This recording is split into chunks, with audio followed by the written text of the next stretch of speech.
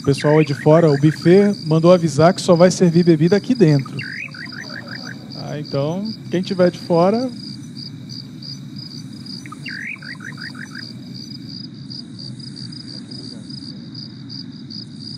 Bom, antes da gente começar, eu queria avisar que a gente está transmitindo ao vivo pela página do WWF no Facebook, né? Então a gente está fazendo essa transmissão ao vivo do lançamento da revista Ciência Pantanal.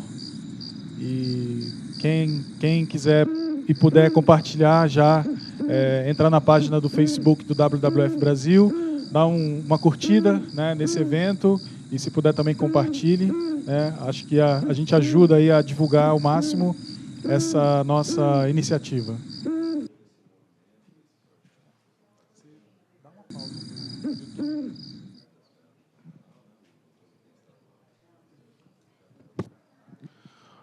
Boa noite. Agora sim, valendo. Bom, é com muito prazer que nós recebemos todos vocês aqui hoje, nessa noite super especial para os autores, né, da nossa Ciência Pantanal. São 11 artigos que estão retratados nessa nova edição da revista Ciência Pantanal, e a gente está aproveitando a oportunidade para abrir as portas, né, desse novo escritório regional do WWF Brasil, aqui na cidade de Campo Grande, para apresentar, né, em primeira mão a revista Ciência Pantanal. A gente vai ter aqui alguns autores desses artigos que estão na nossa revista, que vão falar um pouquinho sobre a sua pesquisa, os seus achados, né, e como que essas informações podem afetar o nosso dia a dia, a dinâmica nessa região tão importante, não só para o Brasil, mas também para seus países vizinhos, que é o Pantanal, um território que é compartilhado com a Bolívia e com o Paraguai. Tá? Então, de primeira mão, queria agradecer a todos os convidados que conseguiram separar um pouquinho do seu tempo para estar aqui com a gente hoje. É uma grande satisfação estar recebendo vocês aqui. A gente tem diversas pessoas aqui da sociedade civil, representantes do governo, né, academia, e para a gente é uma grande satisfação. O WWF tem um slogan que é "Juntos é possível". A gente realmente acredita nisso, não se faz nada sozinho, né, nesse nosso contexto tão difícil que é harmonizar os nossos interesses, as nossas necessidades com a conservação dos nossos recursos naturais. Então, juntos é possível, e acreditando nisso que a gente traz, então, essa iniciativa. Júlia, se você puder fechar a janela do YouTube, que está aberta aí no seu computador, que é o nosso som ambiente. Bom, o WWF Brasil já atua no Pantanal há quase 20 anos. Né? Nós estamos aqui atuando em diversas agendas. Né? Muitos de vocês conhecem o trabalho que o WWF vem fazendo em prol da conservação e do uso sustentável do Pantanal. Um dos primeiros trabalhos, né, relacionado à proteção das áreas de conservação, a melhoria do manejo das áreas protegidas, tanto no estado do Mato Grosso do Sul quanto no Mato Grosso, mas também um trabalho fortíssimo focado na produção sustentável na planície pantaneira, né, onde a gente conseguiu, com o apoio da BPO, Associação de Produtores Orgânicos, desenvolver protocolos, né, sustentáveis de produção de gado na planície pantaneira. E, de lá para cá, nesses quase 20 anos de história do WWF no Pantanal, a gente conseguiu somar a diversas iniciativas e atuar conjuntamente com diversos parceiros nesse nosso grande desafio, que é harmonizar os nossos interesses, né, com a necessidade da conservação. E a Ciência Pantanal, na nossa opinião, ela retrata bastante disso, né, porque a nossa primeira participação na Ciência Pantanal foi na versão anterior, nas duas versões anteriores, a gente esteve envolvido, né, como parte, né, do hall de autores, né, onde nós trouxemos algumas experiências também no Pantanal para os números anteriores. Uma iniciativa que, como muitos de vocês sabem, era liderada pela WCS Brasil, né, que tinha seu escritório em Campo Grande, também atuando na região do Pantanal, e que, desde o ano passado, a WCS Brasil encerrou suas atividades no Pantanal e a gente não podia deixar essa bola quicando, né? A Ciência Pantanal já consolidada, já estava com seu terceiro número já sendo distribuído para a sociedade, e pelo nosso relacionamento com a WCS, com as pessoas, né, que trabalhavam à frente dessa iniciativa, nós decidimos, então, dar o apoio necessário para que houvesse a continuidade dessa publicação, né? Então, se lá fora nós temos banners, né, com as versões anteriores, a gente tem um QR Code dessas versões, quem ainda não tem, é só clicar com o seu smartphone, nesses QR Codes você pode acessar. A versão atual, que é essa que está ali na fotografia, ela já está disponível na página do WWF Brasil, né, e também temos um QR Code lá fora, vocês também podem baixar para os seus smartphones, compartilhar esse material. Nós temos uma tiragem de cerca de 1.300 revistas, que vão estar sendo distribuídas principalmente para o meio acadêmico, e que vão estar, não são tantas assim, e a gente espera que o download desse material, né, seja realmente a grande ferramenta de distribuição desse material, que é gratuito, né, então que deve ser apresentado também para todos. Bom, eu não sou, vamos dizer assim, a estrela da noite. A estrela da noite são os autores, né, desses artigos. Então, sem mais delongas, eu queria... Bom, essa é a nossa programação, uma fala inicial minha, e eu queria chamar a Alexine para apresentar, então, todo esse processo histórico da ciência Pantanal e contar um pouquinho para a gente essa história. Tá ok? Alexine. Obrigada, Ju. Obrigada. Você que vai clicar? Eu posso pedir para o Dom clicar? Você sabe que tem muito flyer e o Dom já viu. Tá. Assim, aqui. Aqui? Aqui. Oh. Essa é a câmera? Não. É para cá?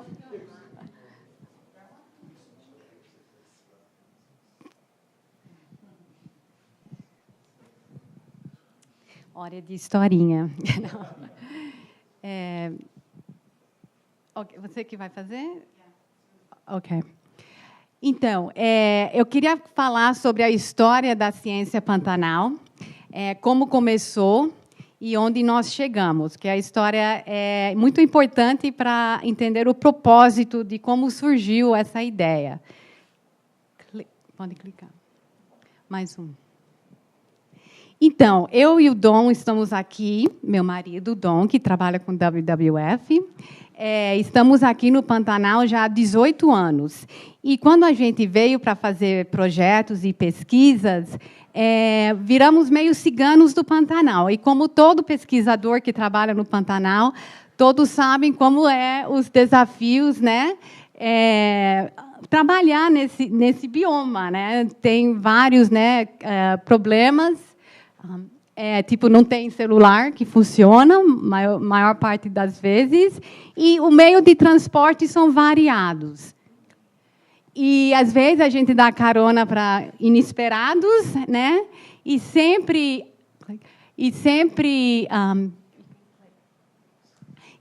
é um desafio arrumar a bagagem, né? Como que vai caber tudo na carroceria. E, na época de enchentes, também outros desafios e outros meios de transportes. Acho que todos que já enfrentam um Pantanal já acostumados com esse cenário. E o trânsito é branco, né? Mas conseguimos fazer muita coisa no Pantanal, e isso é graças à boa vontade de todos os fazendeiros, que sempre nos ajudou com muita alegria, sem reclamar, sempre dando tereré para nós, sempre sentindo pena da gente. Por que você está entrando na água? Você tem certeza que quer fazer isso, né? Então, e carregando nossos bebês juntos, né? Alguns gostam, outros não. Mas esse é o desafio, né, de trabalhar no Pantanal e tentar agradar a todos. E tem algumas pessoas meio teimosos que insistem em usar o GPS. Então, não, mas ele falou para virar à direita naquela moita de Acuri, né? Que essa é a linguagem de direções, né? Mas, então, muitas estradas e muito tereré, né? Muito tereré. Mas esse é o momento que a gente faz nossas conexões com as pessoas do Pantanal, né? E muitas amizades, e sempre revendo as pessoas e recebendo a gente. E é o único lugar que eu sei que ninguém importa quando eu estou suja, né? Tipo, oi, estou um pouco suja. Ninguém liga, todo mundo está sujo, né? Então, é muito bom. E as porteiras sempre foram abertas para nós, né? E isso eu tenho muito a agradecer. Levamos muitos cursos, né, nos nossos projetos, é um desafio poder passar cursos no Pantanal, porque todo mundo é bem espalhado, as áreas são grandes, né? Então, por mais que a gente tentou fazer esse tipo de coisa, tipo manejo de pasto sustentável, e também boas práticas na maternidade, alguns de vocês já conhecem algum desses cursos, talvez. E também tentando passar resultados de projetos, né, que todos nós, como pesquisador, quer fazer. Só que é difícil, né, juntar pessoas no Pantanal, né? Não é Campo Grande, não é Miranda, não é Aquidauana, é no mato, é no campo, e nosso impacto de conservação acaba sendo menor do que a gente gostaria de ser, né? Então, eu falo por todos nós, né, que estuda várias espécies e comunidades no Pantanal, não só espécies, mas também educação ambiental e trabalhos com a comunidade. E a gente, frustrado de não poder transmitir isso para todos mais rápido, né? Aí surgiu uma ideia. E assim que nasceu a ideia de Ciência Pantanal. E conversando com vários colegas, e todo mundo muito animado com a ideia, e foi uma forma de criar um canal de diálogo e troca de saberes entre a comunidade científica e a sociedade pantaneira, ajudando a popularizar a ciência e divulgar os projetos de conservação no Pantanal. Só que foi além disso, né?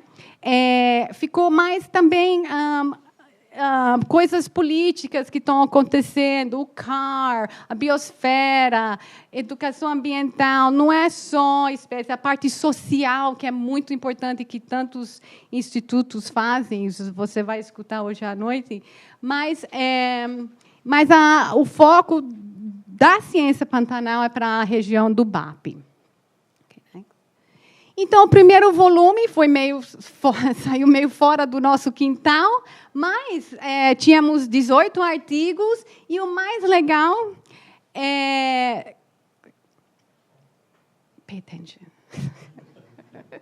era que uniu 17 instituições diferentes. Isso que foi muito legal, porque o único lugar que a gente pode juntar tantas instituições governamentais, ONGs, né, instituições de pesquisa, em um lugar só. E eu achei o máximo isso, eu adorei isso. E, então, a primeira revista foi nós 4, e conseguimos, e o nosso foco realmente era atingir o produtor rural.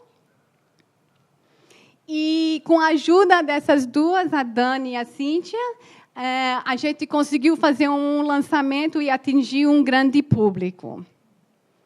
Então, o primeiro foi no FamaSul, e isso foi também um outro desafio grande para nós conseguir. E eles analisaram a revista antes de aceitarem o nosso lançamento, e gostaram que viu.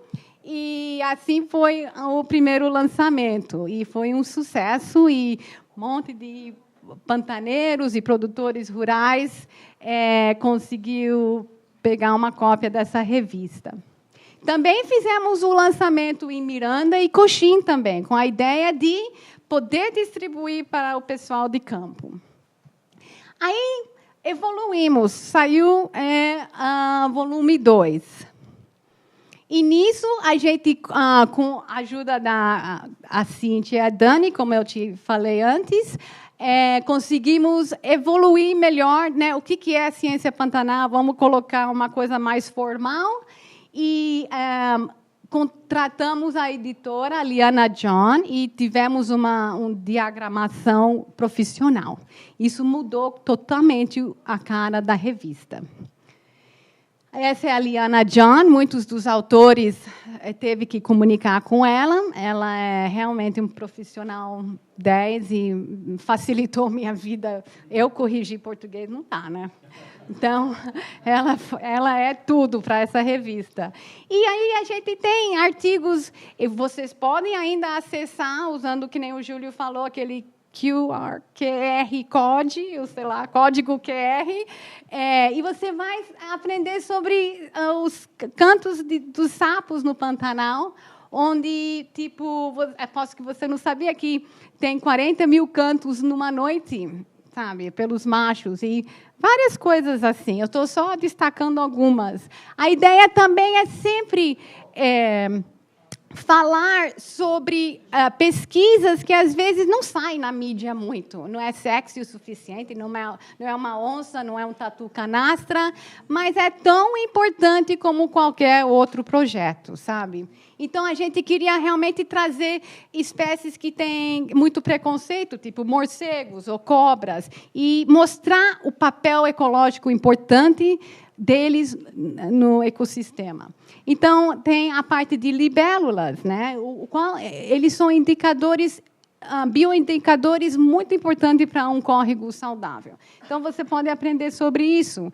E também para os produtores, aí eles falam, Alexim, você só fala de bicho, né? Não, mas também a gente fala das tecnologias que ocorrem, os softwares que ocorrem, que podem ajudar os produtores também. Embrapa Pantanal são muito ativos nessas revistas, sempre tem uma coisa importante, uma novidade para passar para os produtores, ferramentas para o produtor rural. E aí temos sobre sucuris, né? Todo mundo morre de medo de cobras, sucuris, e o pessoal da UFMT, a Christine Strussman, que é nossa especialista em sucuris, mostra como tomar cuidado com sucuris. E ela fala realmente de 350 casos. Isso é uma pesquisa. Houve um ataque não provocado e 2 que foram porque foi provocado. Pô, esses números são impressionantes, mas a lenda, quando você escuta, todo mundo morre de medo, né? E quer fugir. Mas você vê que acidentes não são muito comuns, né? E aí, com a ajuda do OAB e nossos amigos da Frente Parlamentar, o vereador Eduardo Romero, nos ajudou com o lançamento da revista Volume 2. E também veio bastante produtores. E toda a comunidade rural, e agora passou de ser interesse para produtor rural. Agora todo mundo está interessado na revista. Então, ficou para todo mundo, na verdade, até fora de Mato Grosso do Sul. Muitas pessoas eu tive que mandar para fora, universidades fora. Ficou uma coisa assim, além das minhas expectativas, e graças à ajuda de todo mundo, na verdade. Então, aqui a capa representando essas espécies que vocês veem bastante no campo e que são muito importantes dispersores, né, de frutos nativas na região. Então, a gente queria destacar isso, porque essas são outras espécies que você não escuta muito na mídia, né? E aí, os mistérios, esse artigo foi escrito pelo Dom, sobre salinas, os mistérios das salinas. Todo mundo quer saber por que salinas. Bom, eu não vou contar, porque está na revista, tá? Mas eu acho que vocês deviam ver, porque conta toda a história de salinas, por que existe, né, essas lagoas salgadas. E também temos a parte cultural, descobertas de arte rupestre. E aí tivemos também um professor escrever sobre isso, que fica entre os dois biomas, né? Vamos supor, o Planalto e Planície, toda a Serra Maracaju, esses desenhos são dessas regiões.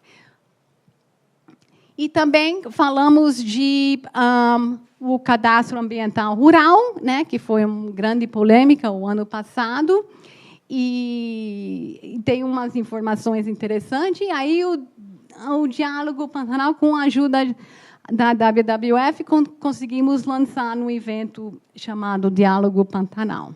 E aí tivemos também bastante gente que veio no lançamento, teve debates interessantes também. E agora estamos no volume 4, onde tivemos toda a adoção da WWF e com a ajuda e acreditou no projeto, e por isso eu sou muito grata. Agora não é mais minha, é de todos. E isso é muito importante. Temos um grupo editorial também, muitos da Universidade MS, Embrapa Pantanal, e outras ONGs, Instituto Mamed, que todos nós juntos pensamos quais vão ser os próximos artigos. Então, agora todo mundo está envolvido. E esse volume 4 fala também um dos projetos muito legais que está ocorrendo no norte do Pantanal, um programa que junta toda a comunidade, a prefeitura e instituições e para implementar ações de conservação dos recursos hídricos da região no Mato Grosso, e já recuperando mais de 80 nascentes. Esse artigo está nesse volume, vocês podem olhar com calma. E também sobre os peixes anuais, vai ter uma palestra sobre os peixes, né, da professora, mas esse é um outro artigo que é muito interessante, né? Aquela lenda, será que no Pantanal os peixes caem do céu, né, com as chuvas? E aprendemos o que realmente acontece, né? Por que essa lenda? Muito legal.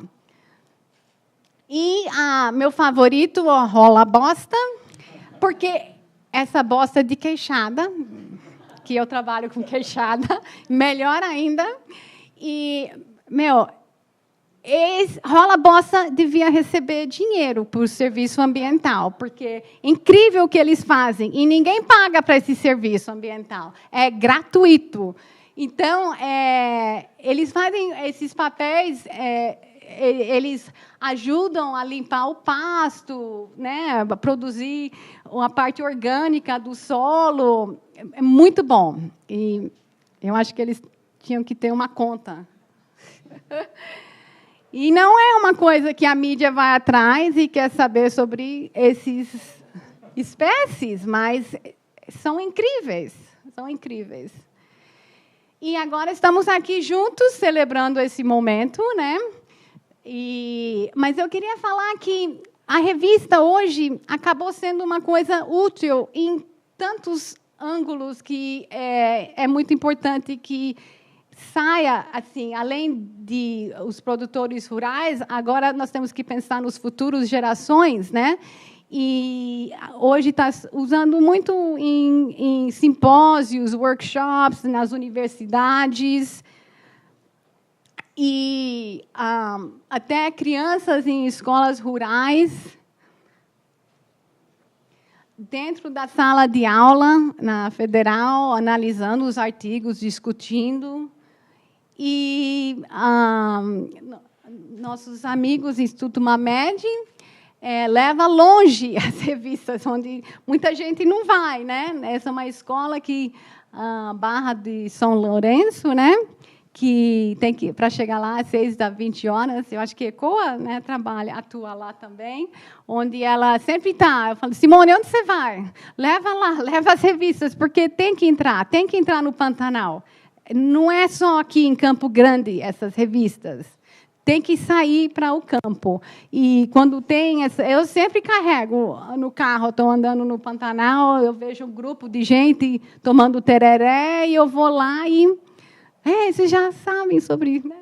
Todo mundo pega, e isso é importante, porque é para poder passar informação para o campo. E aí, uma ferramenta muito importante para os políticos. Nosso amigo aqui, Eduardo Romero, sempre apoiou e divulgou a ciência Pantanal, mas eu falo dos políticos porque eles são as pessoas, os tomadores de decisões, né, em muitas questões de leis ambientais. Então, é muito importante poder, né, divulgar isso e lembrar aos políticos que nós temos que tomar decisões baseadas em ciência, sabe? Então, por isso que, se você conhece um político, entrega a ciência Pantanal. Mas, assim, não esquecendo o foco, né? Realmente, a revista é para todos, mas começou realmente com a ideia de poder atingir a comunidade rural, né? E as futuras gerações. E aqui encerro para a gente celebrar juntos. Muito obrigada.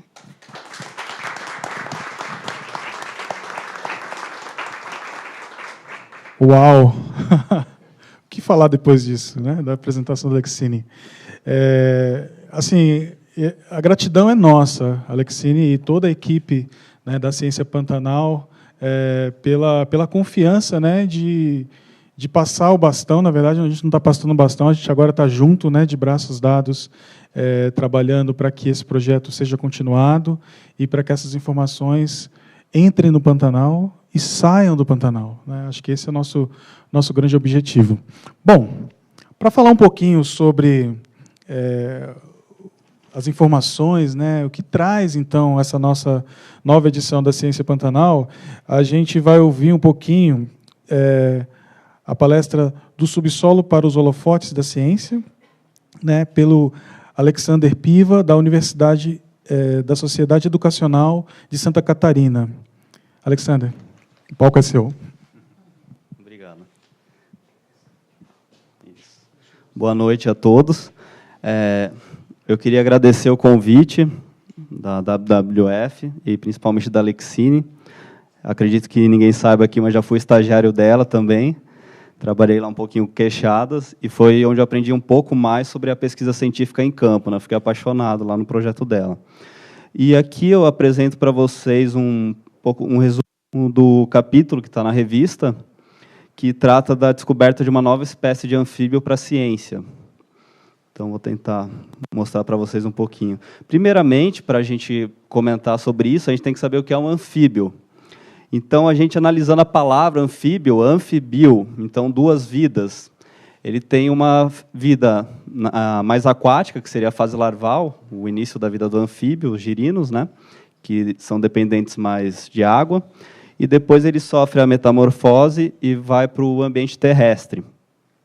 E os anfíbios são divididos em 3 ordens. Nós temos as ordens Gymnophiona, que seriam as cecílias cobras cegas, Caudata, as salamandras, tem algumas descritas lá para a Amazônia do Brasil, e a Nura, que é a mais conhecida de todos, que são os sapos, as rãs e as pererecas. Todas estão incluídas lá. A gente está com quase 7.000 espécies no mundo, sapos, rãs e pererecas. E aqui na imagem eu trouxe um ser bem curioso, será que eu fotografei lá na Mata Atlântica de Blumenau, e ela é chamada de pererequinha marsupial. Então a gente começa a ver já que os anfíbios são bem diversos aí. Eu acho que tem aquela ideia de assistir TV que eles são todos verdes, com verrugas, né?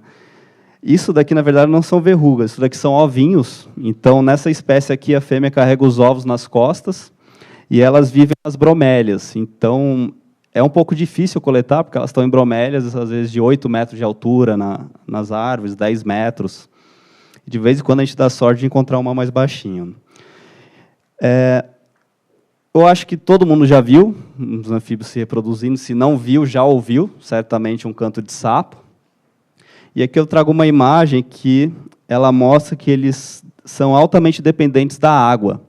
Ou seja, se a água for limpa, ótimo para eles. Se for suja, pode diminuir um pouco o número da população de anfíbios naquele local, porque ele é altamente dependente. Essa foto também mostra um casalzinho de Physalemmus nanus, que é uma rãzinha do Foriço, está produzindo um ninho de espuma. Então, como os ovos dos anfíbios não possuem casca, eles são muito vulneráveis a variações ambientais. Então, esse ninho de espuma protege os ovinhos, não deixando eles dessecarem, protegendo também se essa poça aqui temporária secar, e mantém esse ninho de espuma se mantém, mesmo quando a poça seca, ele se mantém lá para o desenvolvimento dos girinos. E, assim, os anfíbios, no geral, também possuem a pele altamente permeável. Então, se ocorrer uma degradação ambiental no local, certamente vai ocorrer a diminuição da população dos anfíbios nesse local. E uma área aqui no nosso estado que a gente vê uma degradação ambiental muito forte é lá na borda oeste do Pantanal, mais especificamente Corumbá. A gente está chegando na cidade, a gente observa a atividade da mineração lá, principalmente para a extração de minério de ferro e manganês. Também a gente consegue observar uma linha férrea passando lá.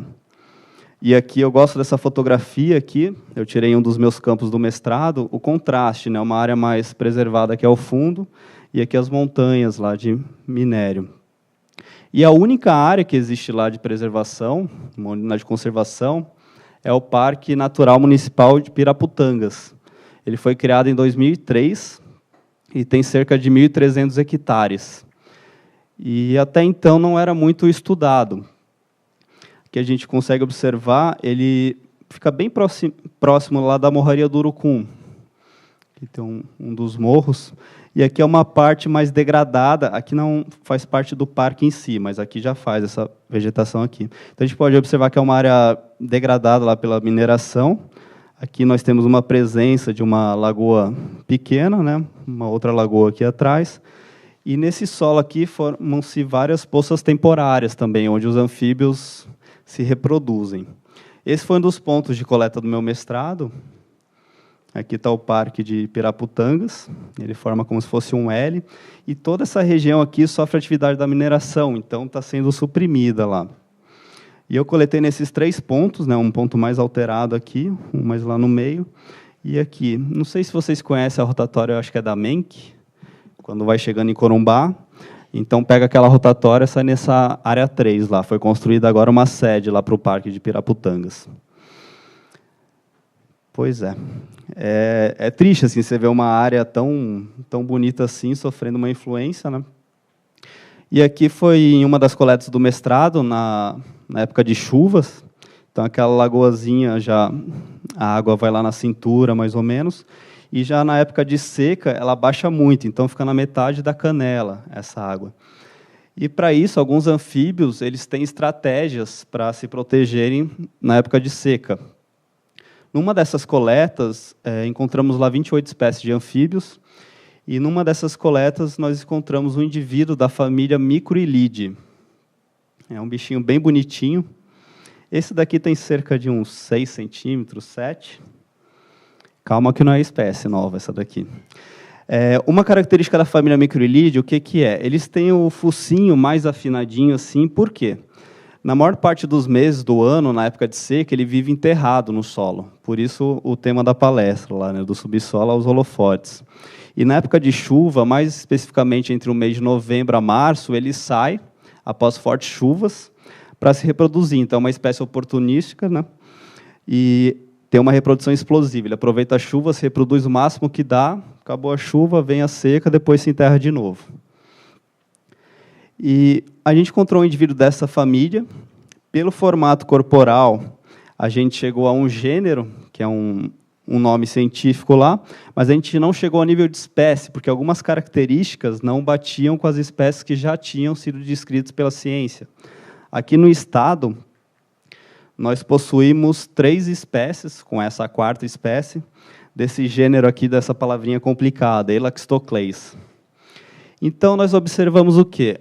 Essa mancha mais escurinha, um cinza mais escuro aqui, no final da cabeça, aqui no dorso, nas costas do bichinho, algumas manchas alaranjadas na virilha e na coxa, e algumas manchinhas também mais amareladinhas na parte das axilas, fora outras medidas também. Então, com isso, nós solicitamos empréstimos de vários museus, Museu da USP, Museu da UFMS, e por isso que é importante a parceria. Museu Nacional, lá no Rio de Janeiro, e Museu Nacional dos Estados Unidos, lá em Washington. E analisamos 253 exemplares, medimos todos e realmente constatamos que era uma espécie nova. E aqui a diferença também, aqui é um indivíduo, aqui é outro. Então, eles têm uma variação também intraespecífica, dentro da mesma espécie.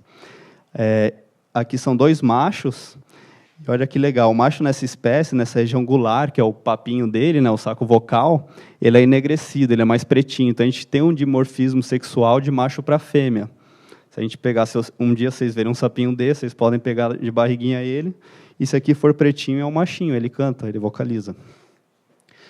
E esse trabalho, o meu mestrado foi sobre orientação do professor Nelson Rufino de Albuquerque, da UFMS lá de Corumbá, e nós vimos que a gente necessitava de uma ajuda um pouco de fora também, de algum especialista neste grupo. Então, decidimos convidar o professor Ulisses Caramaches, do Museu Nacional, e ele auxiliou nas análises também. E esse artigo científico foi publicado no Natal, agora de 2017, finalzinho do ano passado agora, onde nós descrevemos essa espécie. E alguns indivíduos dessa espécie já estavam depositados em algumas coleções, como Elaxtocles sp, ou seja, não era uma espécie descrita ainda. E todas essas coletas foram feitas lá na região do maciço do Urucum. Então, tudo indica que é uma espécie endêmica daquela região, lá da borda oeste do Pantanal. Isso é muito importante. Visto que lá só existe apenas uma unidade de conservação, né? Então, aquela unidade tem que ser super fiscalizada lá para manter ela, pelo menos, e, quem sabe, futuramente ampliar, talvez, né?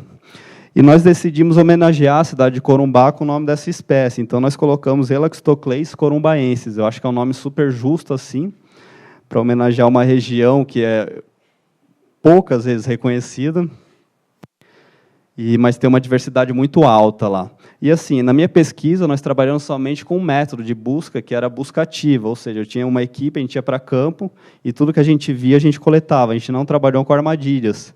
Agora, imagina se colocar mais armadilhas, mais pontos amostrais, certamente vai ter mais espécies, não só de sapos, mas também de outros grupos da fauna, né? Então, aqui eu coloquei essa frase, que a descoberta da espécie demonstra o valor da única unidade de conservação que temos lá naquela região.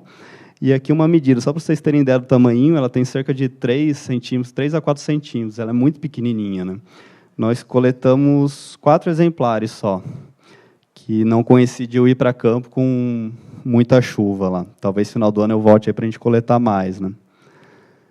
E aqui uma foto lá parte do parque lá de Piraputangas. E é isso. Obrigado.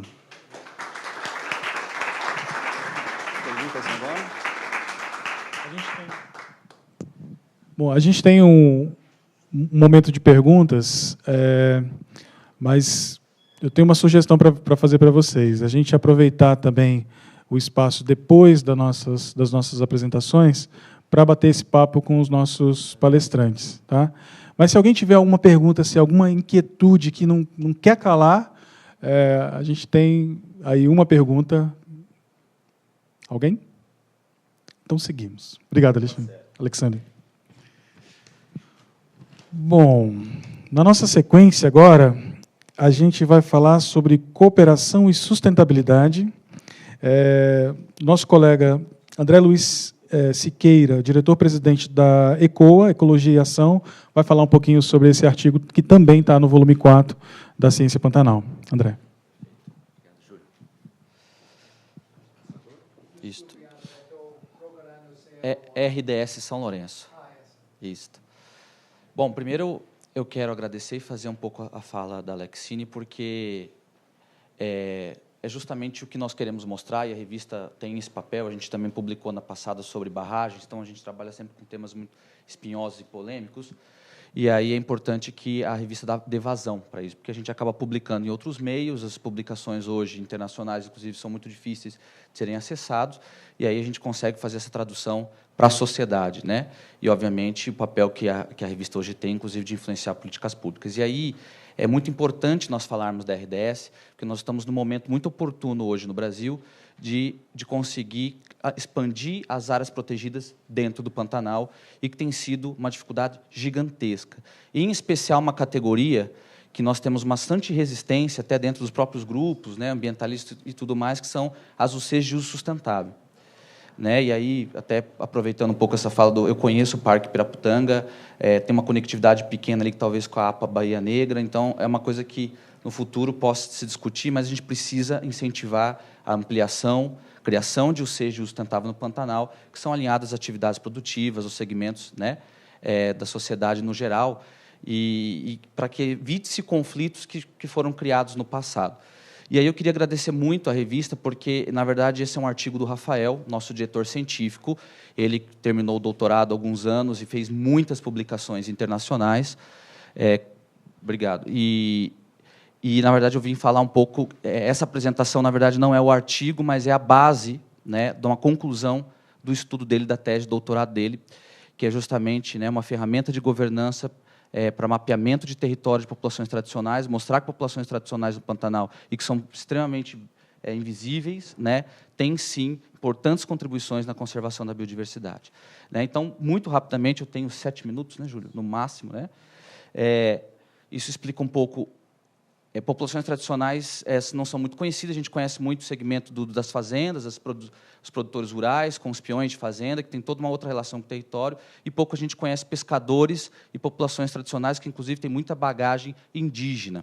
Né? Então, por isso, a importância deles manejarem, mostrar a forma como eles manejam os recursos para a conservação.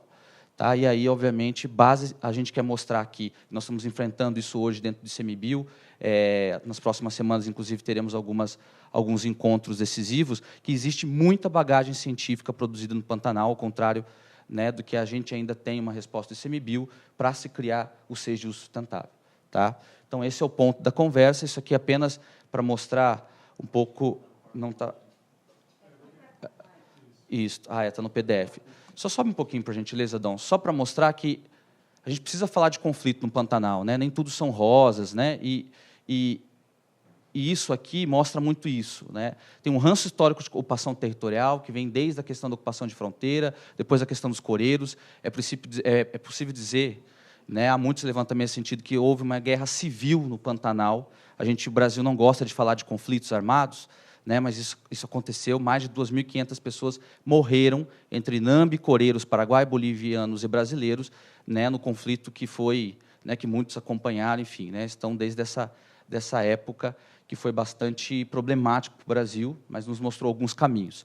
Então, isso é importante, a gente tem esse ranço histórico, isso se reflete um pouco da maneira como a gente vê, né, agricultores familiares, assentados, principalmente ribeirinhos, pescadores, comunitários. A invisibilidade, marginalização, isso é notório no Brasil todo, né, isso com todos os outros grupos sociais mais vulneráveis, então isso também tem muita influência em relação a conflitos. Tragédia dos comuns, então, hoje a gente começa a mudar um pouco a literatura internacional, né, essa autora, Harding, em 68, fez bastante barulho em relação à tragédia dos comuns, é possível se dizer que hoje o cenário é completamente outro, a própria IUCN, a partir de 70, mudou muito essa relação. Lugar pristino, então, o Pantanal tinha muito mais gente do que tem hoje. Então, é importante se dizer que nós não estamos falando de Jardim do Éden, de áreas primitivas, de áreas intactas, sempre foram ocupadas por pessoas que manejaram os recursos e aí estão. Né? Então, isso é fundamental quando se fala, porque há um conflito de que não, as pessoas não estavam lá, são oportunistas, são pobres rurais, não deviam estar lá. Isso não é verdade. Tá? Primeiro os grupos indígenas, depois a colonização, né, até hoje, então existia muito mais gente do que hoje, inclusive. Tá bom? E aí, vetores e agentes, a gente acabou de falar de mineração, né, com o mestre Alessandro. E, então, isso tem barragens, hidrovias, mineração, enfim, são vários os agentes hoje que também são, né, vetores de impactos negativos. Ciência e investigação, a revista tem esse papel. Então, nós estamos aqui, inclusive, para mostrar que existe muito dado para se criar os CES. Esse é o momento. Gestão do território, os conflitos e falta de ordenamento jurídico. Né? As leis que não são aplicadas, convenções, tratados internacionais, a Constituição, né? Fora as políticas nacionais que não são aplicadas no Pantanal. E isso é um mistério, né? Enfim. Então, por que não são? E aí a gente fala, a área de estudo do Rafael, aí eu vou me atentar apenas ao artigo que está na revista, né, foi justamente para dar vazão, solução a um conflito territorial que lá existia em relação a algumas reservas particulares com a comunidade tradicional da Barra do São Lourenço, que inclusive foi mostrada aqui, onde a Simone Mamed estava entregando a revista na comunidade da Barra. Inclusive, o Estado está construindo uma escola nova da Barra do São Lourenço, lá agora no aterro. Então, estamos lá há bastante tempo tentando resolver o conflito territorial daquela população. Tá? E aí, hoje é o momento mais oportuno. Final de governo, né, se tem por uma política nacional, se criar o SES. Então, por isso que foi tão importante este momento de receber o convite de vocês, tá, de publicar essa matéria falando de RDS, que é justamente isso que nós estamos fazendo. Então, nós estamos falando de borda extrema, borda oeste, Serra do Amolar, uma das áreas, obviamente, de alta prioridade para a conservação no Brasil, no Pantanal, né, uma região bastante isolada, mas que tem a sua população tradicional lá há bastante tempo, todos descendentes do Guató, inclusive, né, grande parte, mas não são indígenas, né, se consideram só como população tradicional pescadora. Pode passar, por favor. Pode passar, nós não estamos aqui para falar do conflito em si, mas sim do artigo, né? Pode passar.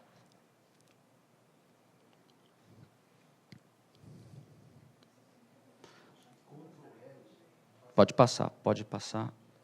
Aqui, só sobe um pouquinho. Aqui, essa aqui é o que localiza a área, tá? Essa comunidade na confluência do rio Cuiabá, ou São Lourenço para o Sul Mato Grossense, com o rio Paraguai. Essa comunidade de 22 famílias, que vive... Pode subir um pouquinho, Dom? Só no próximo slide. Pode subir um pouquinho. Aqui eu não subo, não, né? Não, né? Porque não está no PowerPoint. Pode subir. Isso aqui são centenas de famílias espalhadas, tá, no entorno de áreas protegidas. Tá? São centenas de famílias. Nós estamos falando da Barra do São Lourenço aqui, tá? Algumas famílias. Pode baixar. E aí o estudo do Rafael foi que, ao longo de anos, desde 2012, especificamente quando ele entra no doutorado em 2014, ele começa com uma ferramenta de monitoramento participativo a tentar compreender toda a dinâmica dessa população.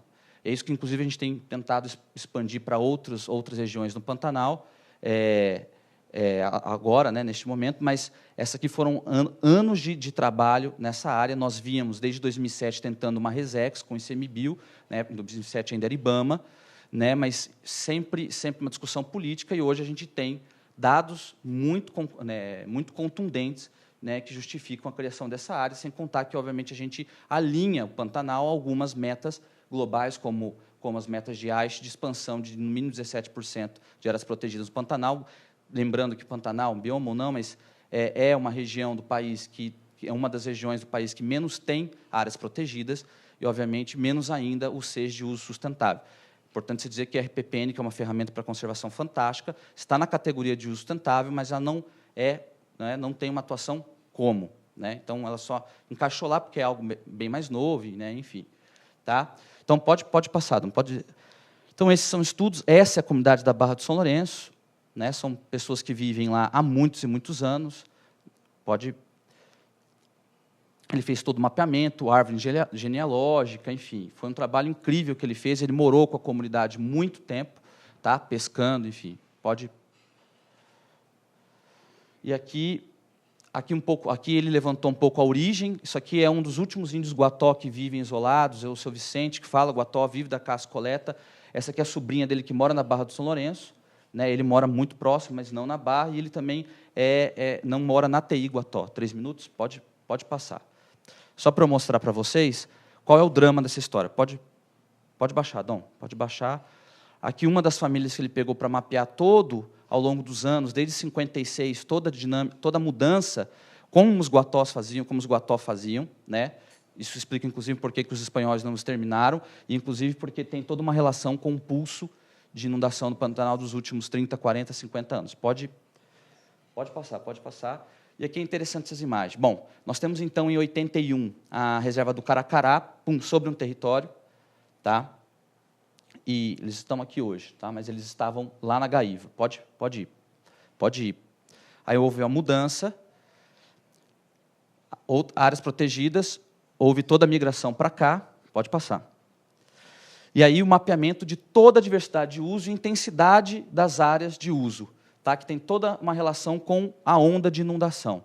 Tá? Porque lá, né, porque obviamente você sempre pesca melhor, você usa os recursos melhor quando você tem a primeira baixa da onda, né, de inundação. Então, ele mapeou cemitérios, usos para o mel, água potável em período adequado, é uma região do ano que 3 meses a água fica impotável para o consumo, enfim, né, a abrangência desse território que foi determinante hoje para esse movimento de criação de RDS. Pode passar.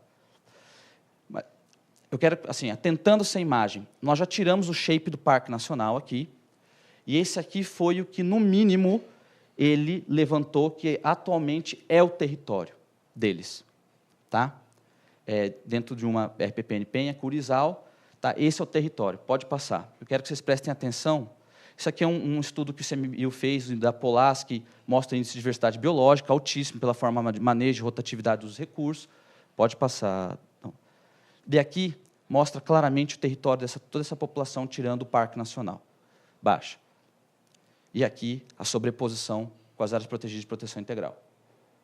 Então, ninguém aqui está criticando um modelo ou outro, mas é importante que se amplie o seja de uso sustentável no Pantanal e que se garanta segurança jurídica e territorial, populações que realmente contribuem para a conservação da biodiversidade. Tá? Então, hoje, eles têm restrito apenas esta área, pode baixar bem. Áreas proibidas, áreas que foram negociadas com as reservas, que a gente conseguiu liberação, com o Ministério Público Federal, pode passar. E aí o estudo dele, isso aqui desde 2007, estudo do ICMBio com o IBAMA, para a criação da reserva extrativista, pode ir. Pode até o final agora. Não, por gentileza.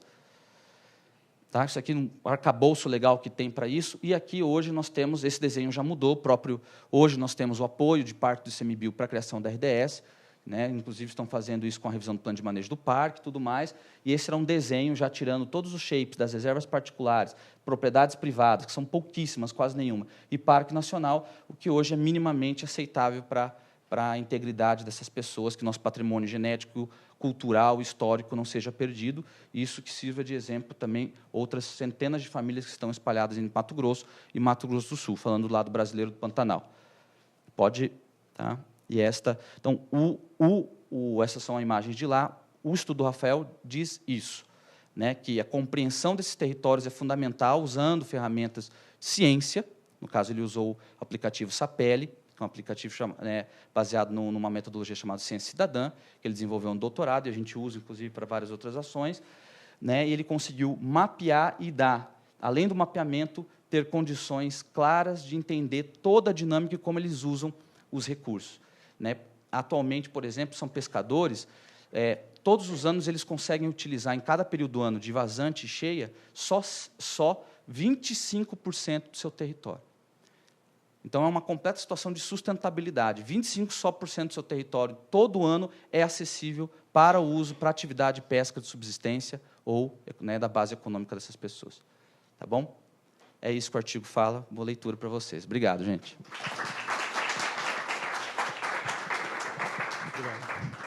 Obrigado, André. A Alexine falou isso na fala dela, e eu vou reforçar. Acho que a gente tem um exemplo aqui, o exemplo que o André trouxe, é um desses exemplos no qual a gente utiliza, né, as informações científicas para o processo de tomada de decisão.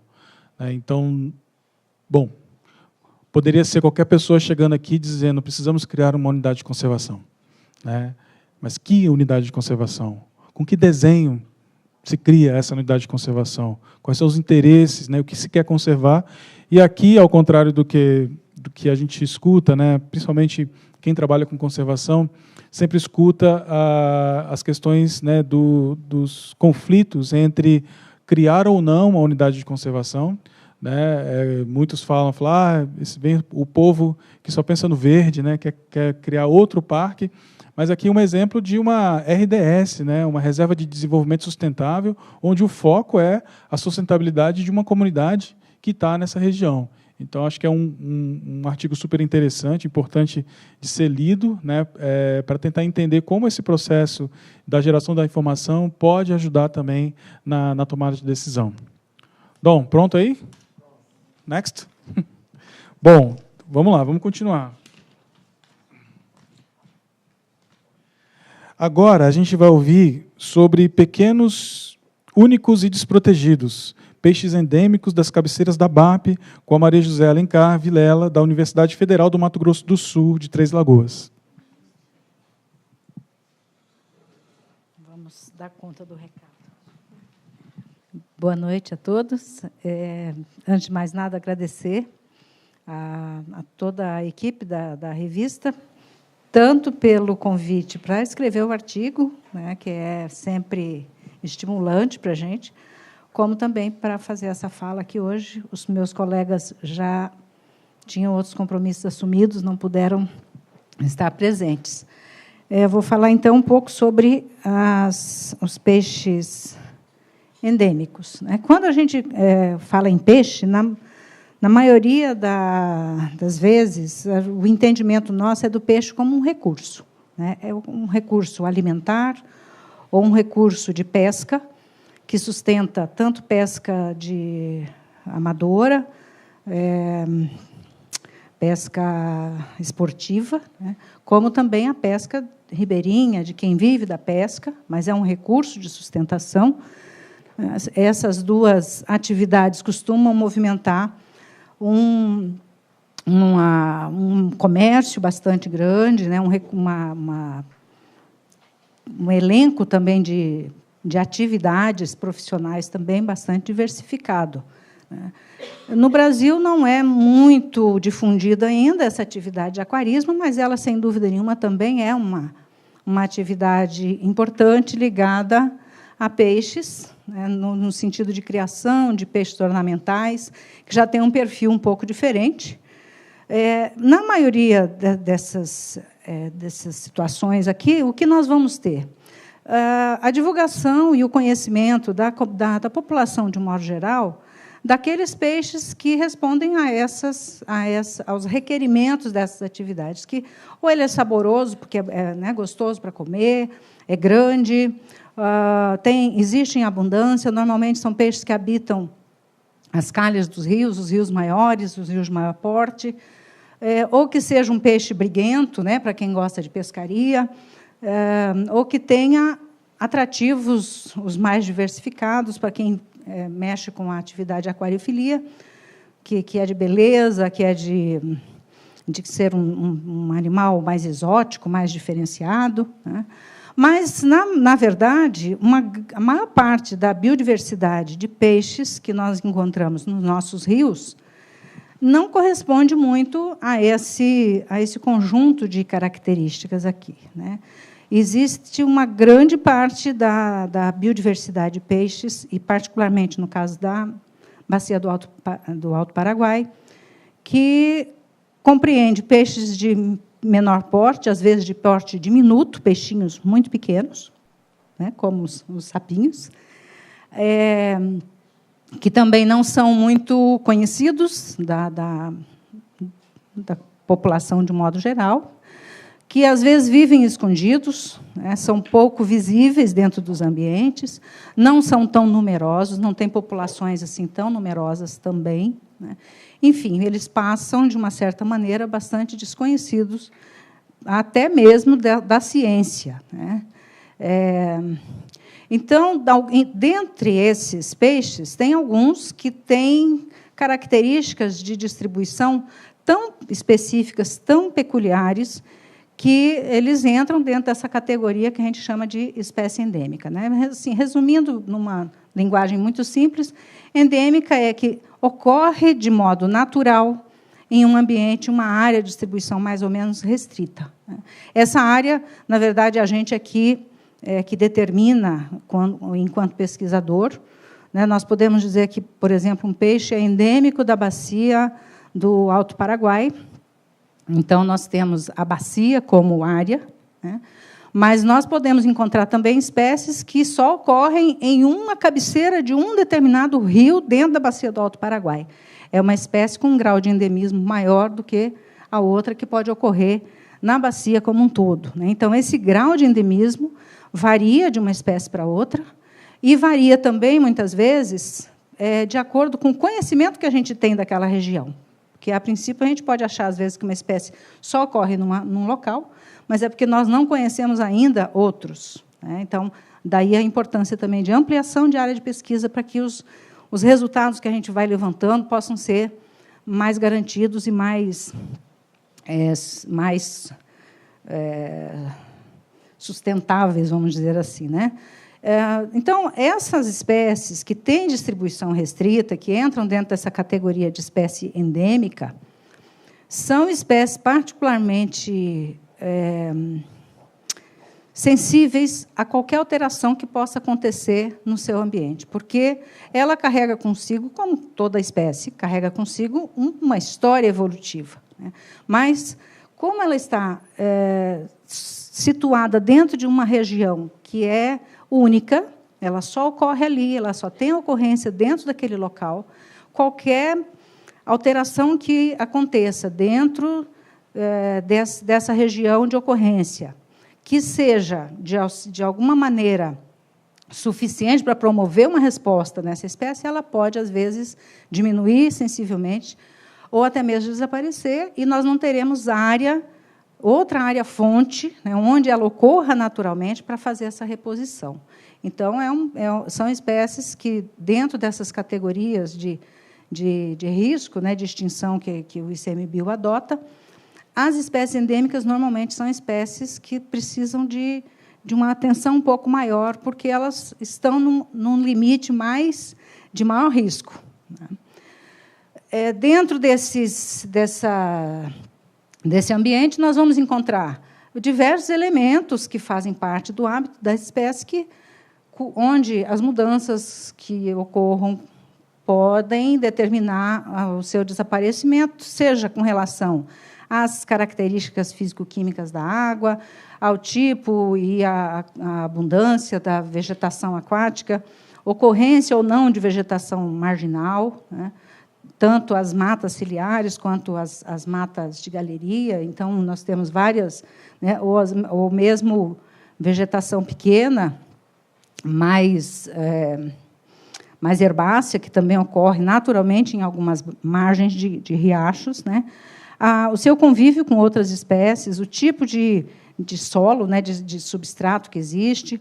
Então, qualquer ocorrência que altere essas e outras características do meio pode ser determinante no desaparecimento de uma espécie que tem essa condição. Nós temos aqui, só para falar um pouquinho, né, a bacia do Alto Paraguai, que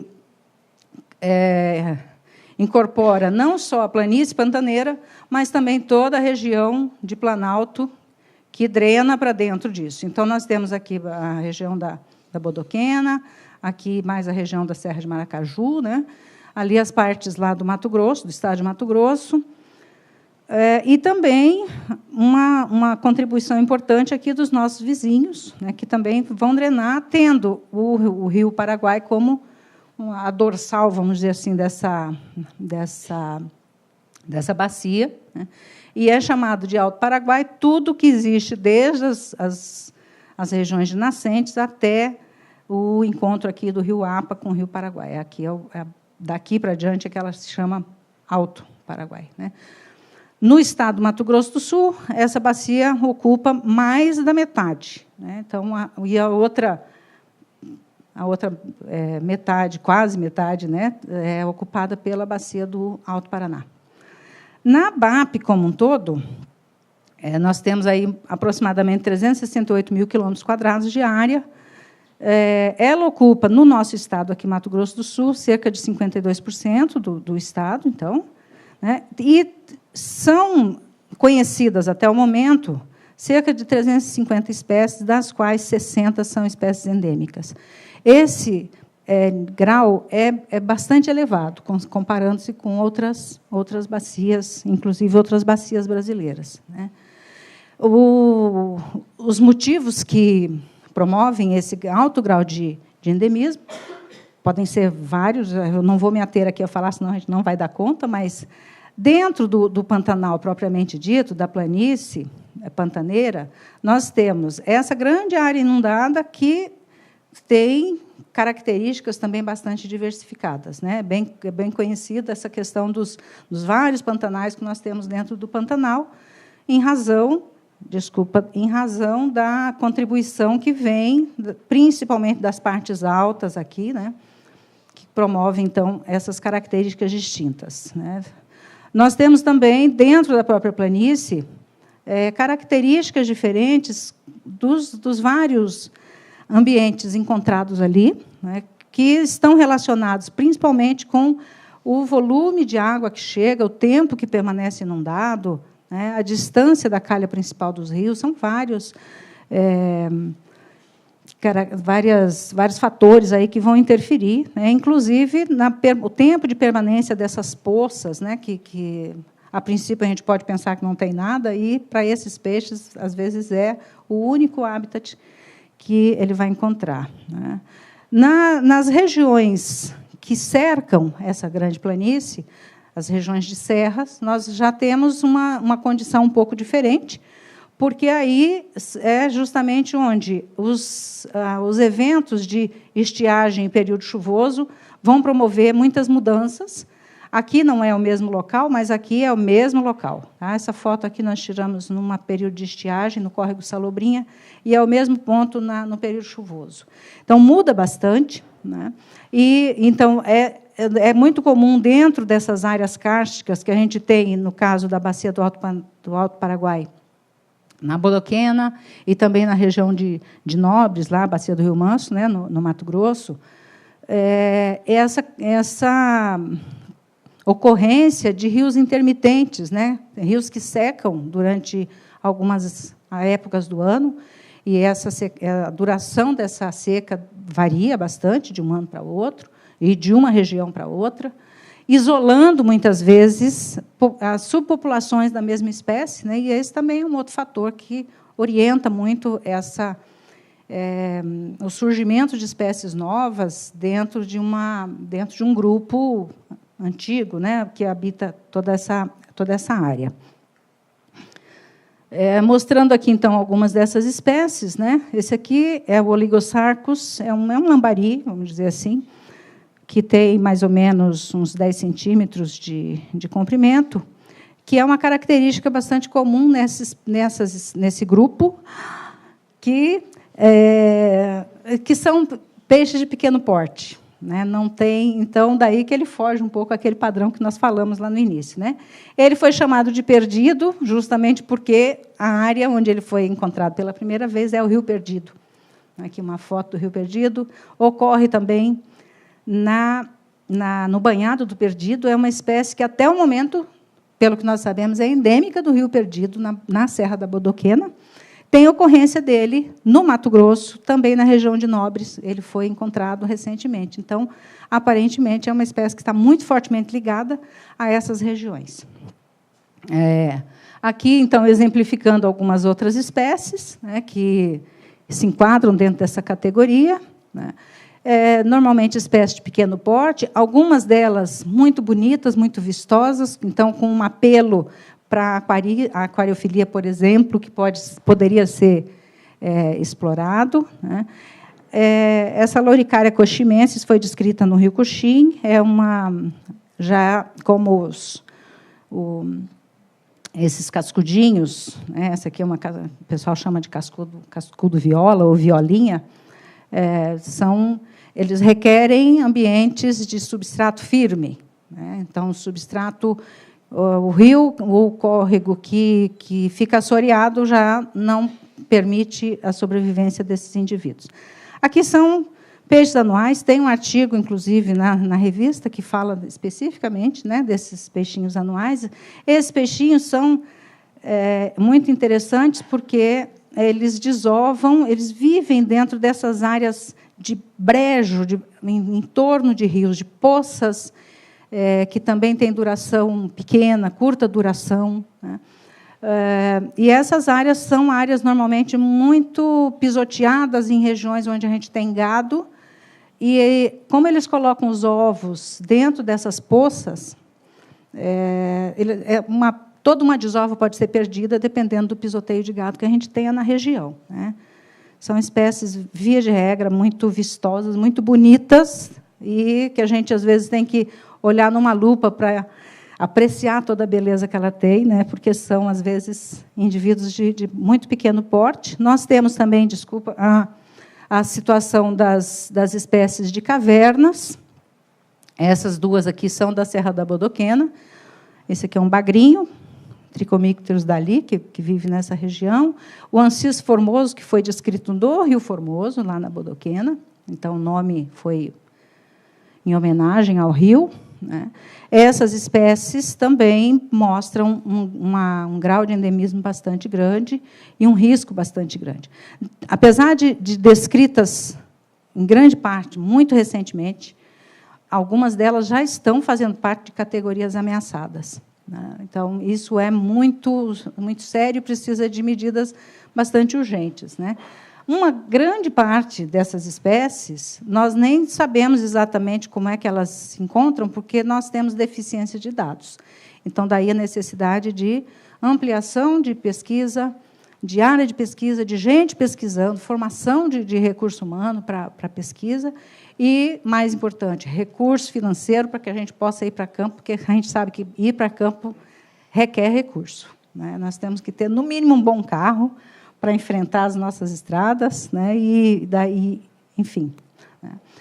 Existem diversas espécies que estão sendo descritas por pesquisadores brasileiros aí de mais diversas instituições, e nós acreditamos que, tendo em vista o grande número de espécies que foram descritas do final de 90 até hoje, é muito possível que ainda existam coisas novas que estão lá no campo e a gente ainda não conhece. E, às vezes, é possível também que essas novidades que estão lá desapareçam antes mesmo que a gente tenha o conhecimento de que elas passaram pelo planeta. Bom, eu não vou passar, tudo isso são riscos. Os riscos que podem colocar em xeque, né, total, essas espécies, são velhos conhecidos, né? Então, nós conhecemos a grande maioria deles, e, da mesma maneira como a gente também tem uma boa ideia, hoje em dia, já, de quais medidas, né, precisam ser aplicadas para que a gente reverta essa situação das espécies brasileiras, né, sem necessariamente parar com todas as nossas atividades, porque nós sabemos que isso não é possível, mas repensar, talvez, a maneira de atuar. E eu acho que o papel da revista, nesse sentido, é muito importante, porque ela leva um pouco desse conhecimento para o meio do público leigo, vamos dizer assim, né, e que vive dentro da região. Porque, se a gente não estabelecer essas parcerias, fica muito difícil, realmente, né? Então, muito obrigada, desculpa a correria. A gente preparou isso assim, muito, muito em cima do momento, mas agradeço pelo convite. E era isso. Obrigada.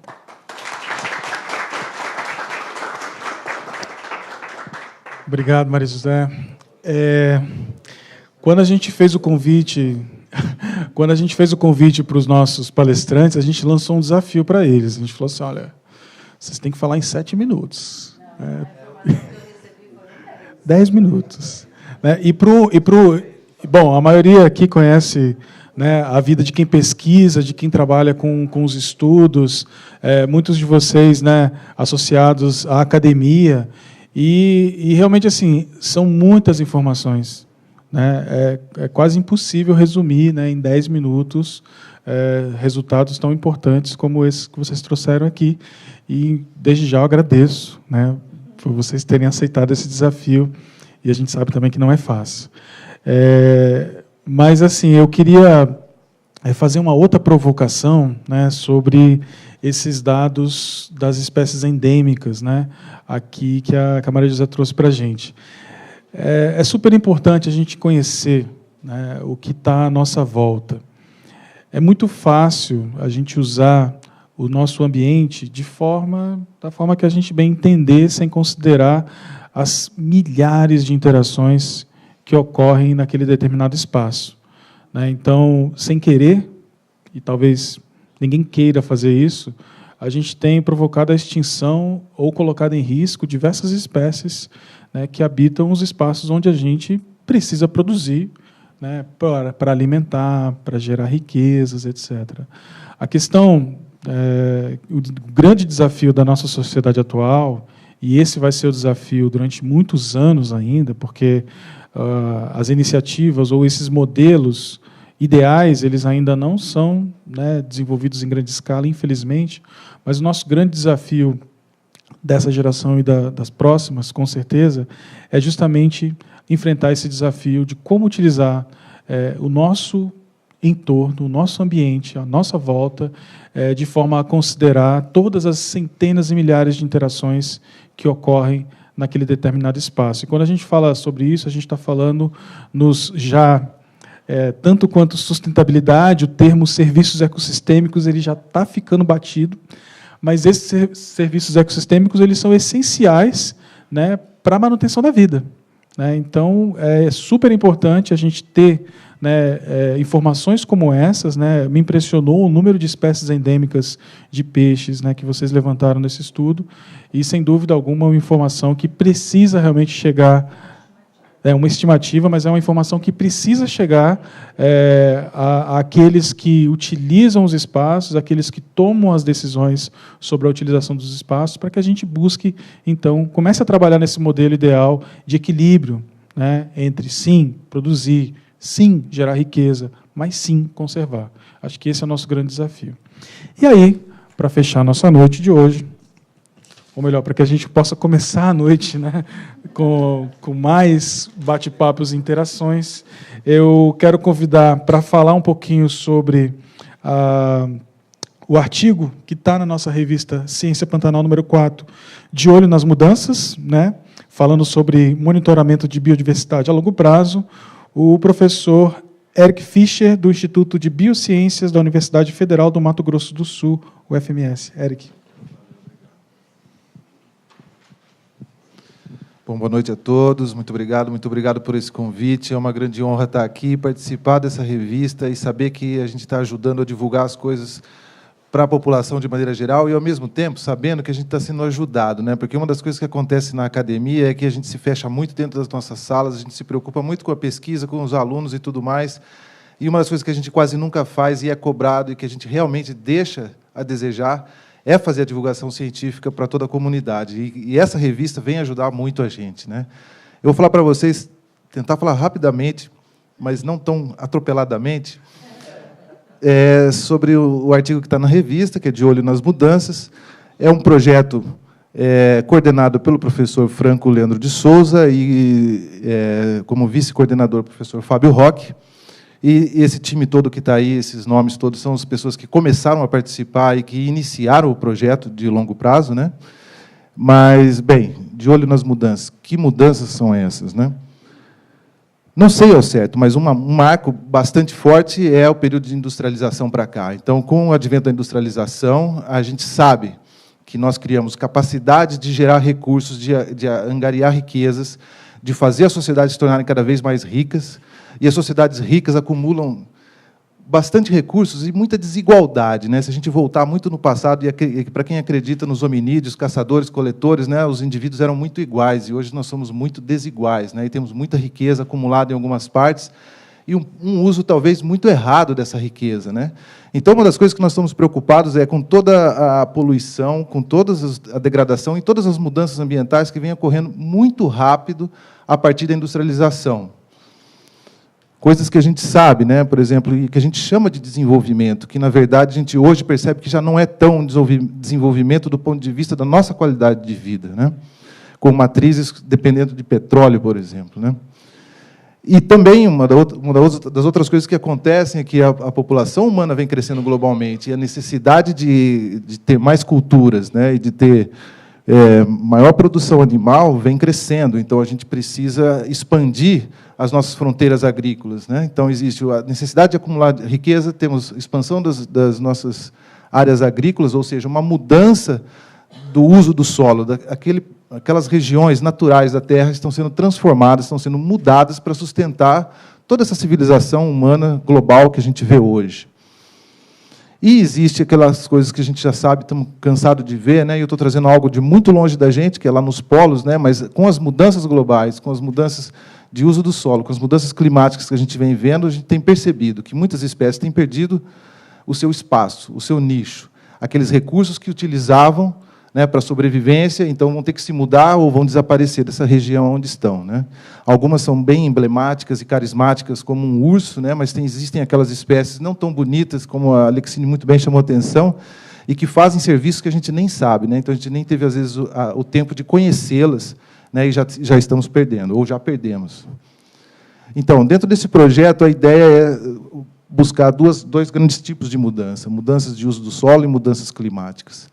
A gente sabe que isso causa efeitos de mudanças fisiológicas nos indivíduos e nas espécies, trazem mudanças fenológicas, que são os períodos reprodutivos, momentos, né, diferentes da vida, do ciclo de vida das espécies, mudanças de distribuição, onde essas espécies estão ocorrendo, param de ocorrer ou começam a ocorrer em novos lugares. A gente tem grandes problemas de espécies invasoras, né?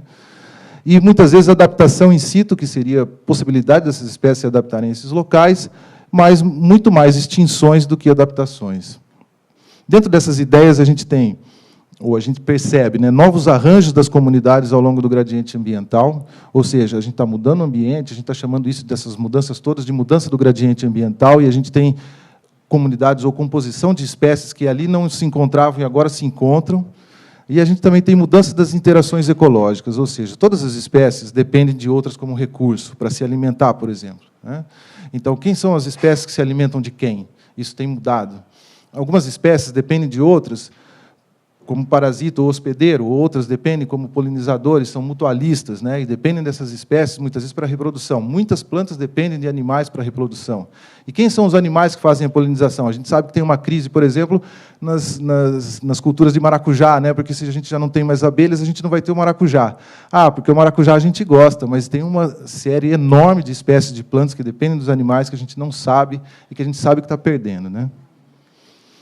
E, por fim, a gente sabe que todas essas mudanças vão levar a mudanças na estrutura das comunidades e as funções que elas exercem nos ecossistemas. Então, todas essas funções, os serviços ecossistêmicos vão ser perdidos ou não, a gente não sabe, né? Essas mudanças podem levar a isso.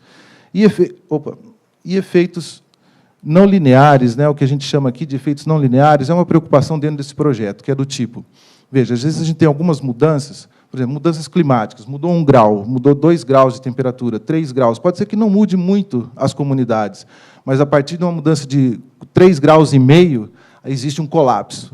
Então, a gente está buscando esses pontos de colapso, né? Então, para a gente entender quais são os limiares das mudanças que a gente pode aceitar até um certo ponto onde pode ocorrer um colapso dessas comunidades. Então, esse é um dos objetivos do projeto. E esse é um projeto que, dada essa ambição de ver mudanças da diversidade ou da biologia, da dinâmica biológica de maneira geral, ele se insere numa ideia de longo prazo. Então, a gente foi buscar um programa de pesquisa que une redes de pesquisadores no mundo todo, que se chama ILTER, né, que é a rede de pesquisas em longo termo, né, Long Term Ecological Research, que é pesquisas ecológicas de longa duração, a sigla no português é Projetos de Ecologia de Longa Duração, que é financiado pelo CNPq. Os projetos podem ser aplicados por grupos de pesquisadores, não é coisa de para 1 ou 2 pesquisadores, são grupos de pesquisadores no Brasil todo, e recebem um selo do CNPq para participar dessa rede mundial. E o sítio nosso é esse aqui, né, no Mato Grosso do Sul. É o único sítio no estado do Mato Grosso do Sul, dentre esses sítios que a gente tem no Brasil, e tem muitos concentrados na Europa, mas tem no mundo todo. E aqui no Mato Grosso do Sul, a gente optou, ou escolheu, vamos dizer assim, a região da Serra da Bodoquena como nosso ponto focal para criar esse sítio PELD. Por quê? Bom, em grande parte era estratégico para a gente, na universidade, onde a gente tinha um histórico de pesquisas no Pantanal e no Cerrado, sendo que a Bodoquena tinha ficado um pouco de lado, né? E é uma região de muitas espécies endêmicas, uma região muito particular por ser uma região kárstica, né, onde a gente sabe que... e também o espaço todo, né, ou a região toda geográfica, é uma região que a gente tem capacidade de abrangê-la, né, porque o Pantanal seria uma coisa muito maior, o Cerrado ainda maior, coisas que a gente não conseguiria. Dentro da Bodoquena, todos nós sabemos, né, das coisas bonitas que tem lá, o quanto a Bodoquena nos atrai, o quanto que ela pode mudar a nossa saúde, melhorar a nossa saúde mental, né, quando a gente pode visitar lá. E não só das pessoas que estão lá, mas também Bodoquena, Bonito, Porto Murtinho e Jardim são cidades que atraem pessoas de todos os lugares do planeta, não só do Brasil. Então, o foco lá também foi pensando no turismo, foi pensando em que a gente poderia estar comunicando, ou estar, assim, tratando e lidando com pessoas de outros países, não só do Brasil.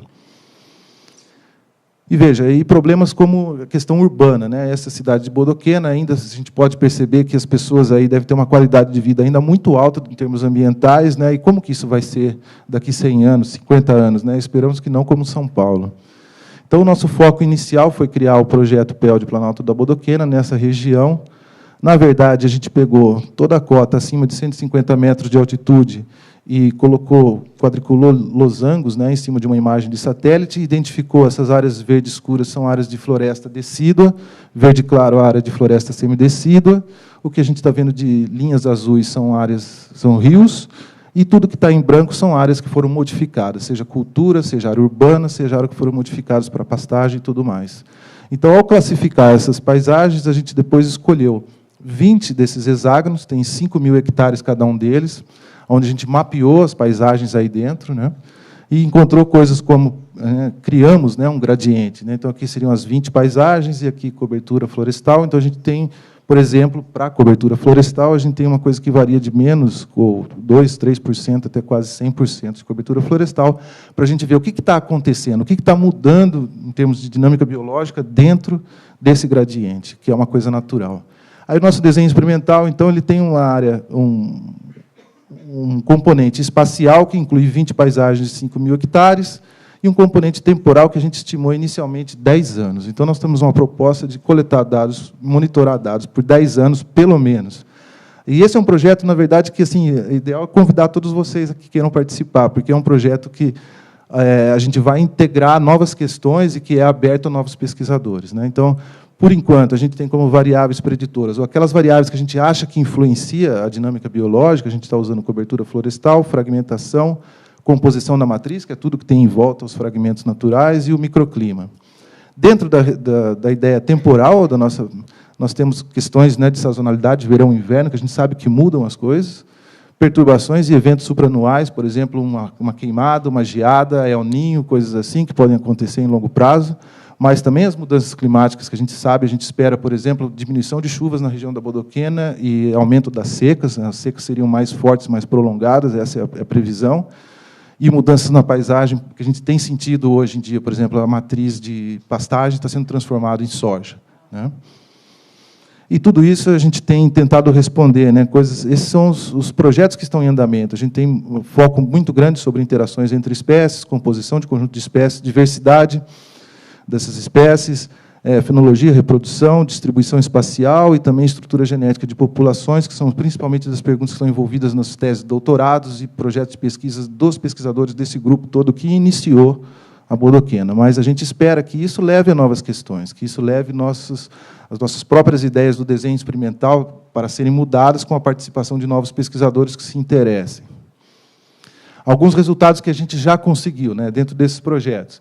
Aves e suas interações com plantas respondem ao gradiente de cobertura florestal, ou seja, conforme a gente muda o gradiente de cobertura, ou conforme muda a cobertura florestal, muda a composição de espécies de aves.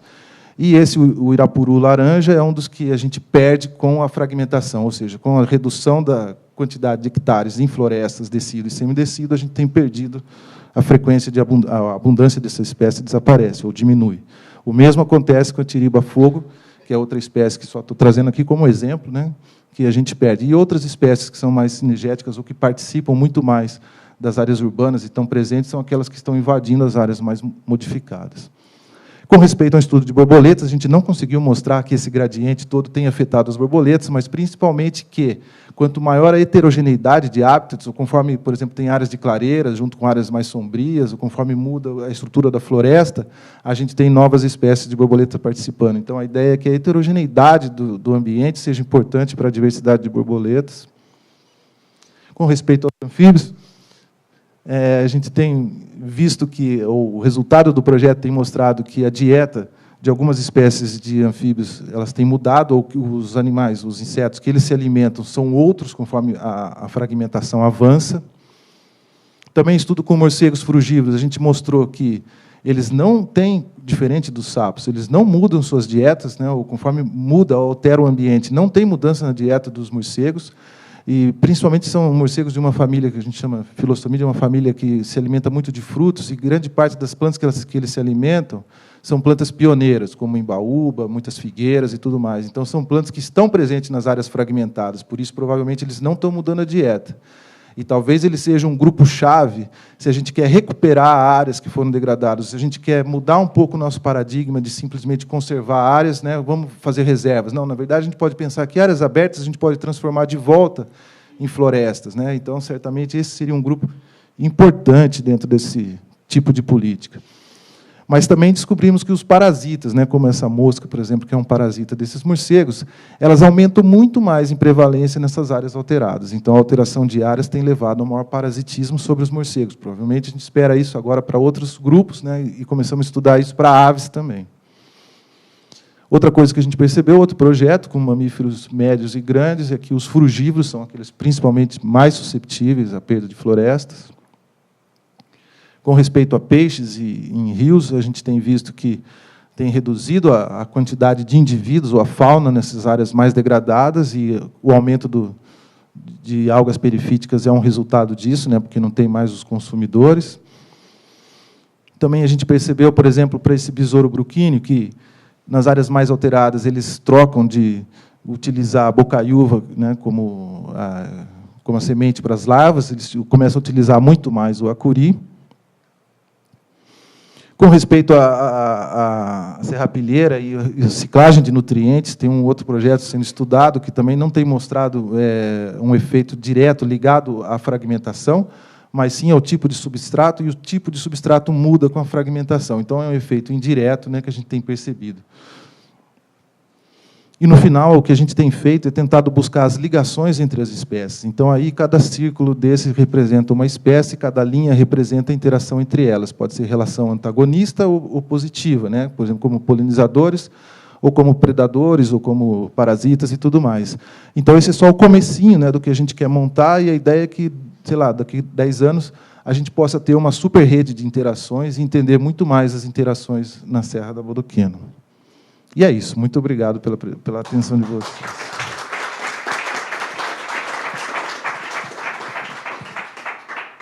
Obrigado, professor. Uau, quanta informação.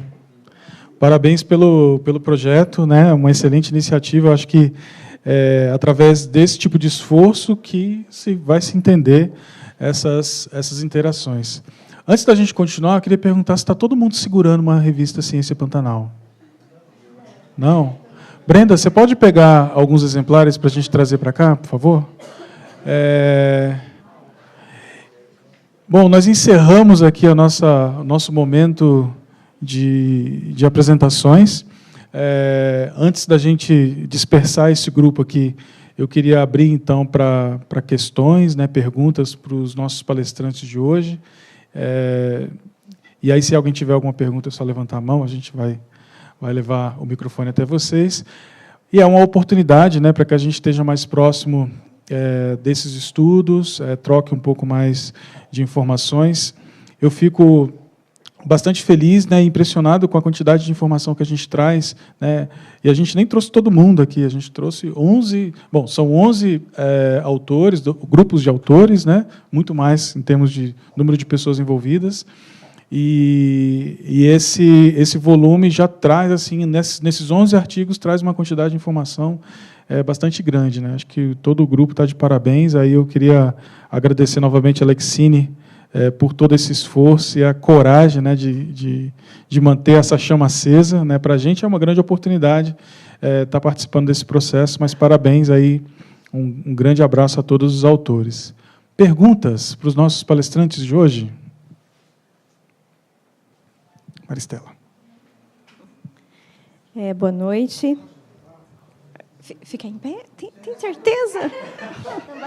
Não vai fazer muita diferença. Não vai fazer muita diferença. Então, por isso. Fica mais fácil as pessoas tiverem. Então, parabéns à revista, parabéns à iniciativa dos autores, da Lexine. Eu gostaria de fazer uma pergunta para o Eric. sobre esse projeto super interessante do PELD que vocês têm na Bodoquena. Como que vocês estão trabalhando a questão da interface com a sociedade? Já que o que vocês colocam bem é que o ser humano manipula toda essa rede, né? Acaba, de alguma forma, influenciando. Se vocês têm, dentro dessa proposta do PELD, trabalhar com essa interface, como que as pessoas percebem, como que, mesmo os antigos, eles veem essa fragmentação, os de agora, como eles percebem essa interface entre a pesquisa e a sociedade. Vocês têm feito alguma coisa sobre isso? Na verdade, fica em pé também. Na verdade, a gente está ainda iniciando, né? O projeto foi aprovado em 2014, em 2015 a gente começou a desenhar isso. Então, o que a gente tem de contato com a sociedade? Desculpe que eu estou de costas. O que a gente tem de contato são principalmente com os proprietários locais, onde estão as nossas unidades. Então, esse pessoal a gente contatou, eles conhecem muito bem o projeto. Nós também tivemos, acho que foi começo de 2016, um workshop que nós convidamos a prefeitura e todos as ONGs e o pessoal envolvido da região de Bonito, inclusive professores de segundo grau, para participar de 4 ou 5 dias de discussão sobre o projeto e o que a gente ia começar a fazer e tudo mais. Mas assim, foi meio esvaziado, sabe? A gente teve uma participação assim que a gente precisou ir buscar a gente na prefeitura, a pessoa falou que ia, não foi. Então, assim, a gente sente que, num primeiro momento, a gente pareceu muito mais estrangeiros chegando numa cidade. Então, a gente tem que conseguir quebrar um pouco isso. E a gente tem alguns colegas e alguns amigos que vivem lá, que têm feito um papel de quebrar um pouco isso. Agora, chegou 2017, a gente teve uma grande queda nas viagens para lá e várias coisas que a gente tinha planejado, inclusive um ônibus da universidade que ia ser usado para levar os alunos das escolas para conhecer os sítios do PELD, também não pôde ir, porque, com a crise nossa, com o corte de verbas, a gente ficou parado. Então, a gente está assim, tentando retomar esse tipo de coisa, mas estamos devendo ainda. Mas como objeto de estudo, a sociedade... Por favor, pode falar. Eu sei mais que o Eric, tá? Não, estou brincando. Com certeza. Existe, sim, um estudo sobre a percepção dos proprietários na região, que é da doutoranda Isabelle, que acabou de sair, depois ela entrevistou uns 50 proprietários de todo o tamanho de propriedade, com a ideia de entender qual é a percepção, as mudanças na paisagem, o que eles estão vendo, eles acham que os bichos estão aumentando, diminuindo. Foi, assim, bem completo. Eu sei que eu meio que participei um pouco nisso. Não. Então, ela coletou esses dados, realmente vai fazer parte do doutorado dela e a gente está na expectativa de o que vai sair, na verdade. Mas tem esse projeto social, na verdade. Mas que eu saiba só essa, que eu sei. Mas... É interessante, outras pessoas.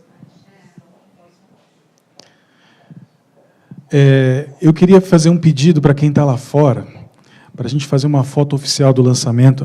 Ainda vão ter algumas perguntas, mas eu queria pedir para o pessoal que está aí fora ocupar as cadeiras. Na verdade, pedir para que os autores fiquem aqui nessa parte da frente, para que a gente possa tirar uma foto. E tem cadeiras aqui ainda vazias para que vocês possam ocupar. Tá bom. Outras perguntas para os nossos 4 palestrantes? Bom, enquanto o pessoal vai se acomodando, eu queria... Eric, por favor. Alexandre. Alexine, vamos colocar uma cadeirinha aqui na frente. Isso aí. Você pode trazer as revistas para eles? Queria que todo mundo estivesse segurando uma revista. Isso. Moacir, por favor. Vamos conseguir uma cadeira também. Eu queria... Enquanto a gente vai se acomodando, eu queria informar, muitos de vocês já visitaram o escritório do WWF aqui em Campo Grande. Esse é o nosso novo endereço. A gente está aqui nessa nova sede do nosso escritório, um escritório um pouco maior do que o anterior. Felizmente, a gente está com um novo grupo de colaboradores, de pessoas que estão trabalhando na nossa organização, e para a gente é uma satisfação muito grande poder aumentar a nossa capacidade de atuação no Pantanal. Então, hoje, a gente está aproveitando a revista Pantanal para também abrir o nosso novo escritório, né? Estamos fazendo o lançamento também do nosso novo escritório, nosso novo espaço. E para aqueles que já são nossos tradicionais parceiros, o espaço está aberto também para o uso de vocês. Eu sei que a gente tem várias reuniões acontecendo na cidade de Campo Grande, a gente tem esse espaço que pode ser utilizado por muitos de vocês, então estamos à disposição sempre que vocês precisarem de espaços, de localização para encontros. Sintam-se à vontade, a casa do WWF é também a casa de vocês. Tá? Eu queria agradecer muito. Perguntas ainda antes da gente encerrar com a nossa foto oficial? Então, eu queria, de novo... Maria.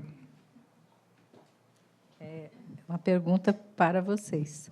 Assim, se vocês já consideraram, em algum momento, a possibilidade de aumentar a frequência da revista, em vez de uma única edição anual, mais do que uma, pelo menos. Eu acho que Maria José, essa é uma excelente pergunta, né?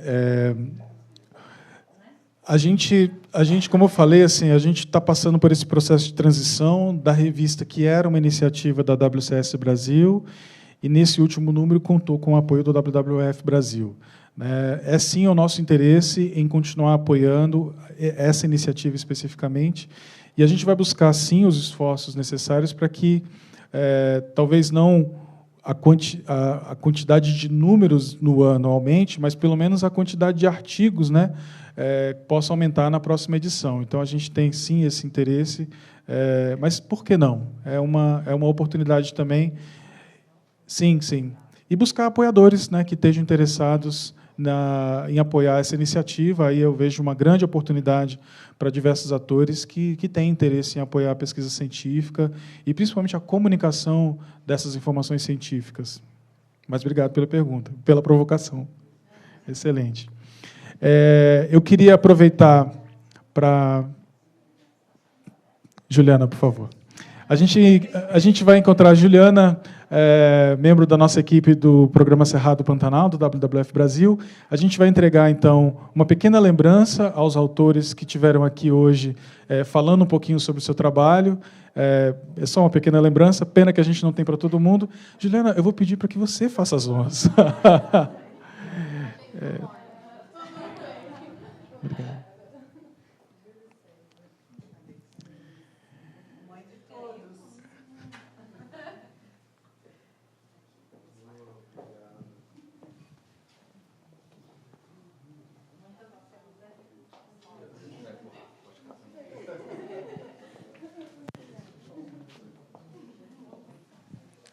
E aí, para o nosso momento de fechamento, o nosso encerramento, eu queria que todo mundo levantasse a revista Ciência Pantanal. Assim, isso. E aí a gente vai tirar uma foto bem bonitona.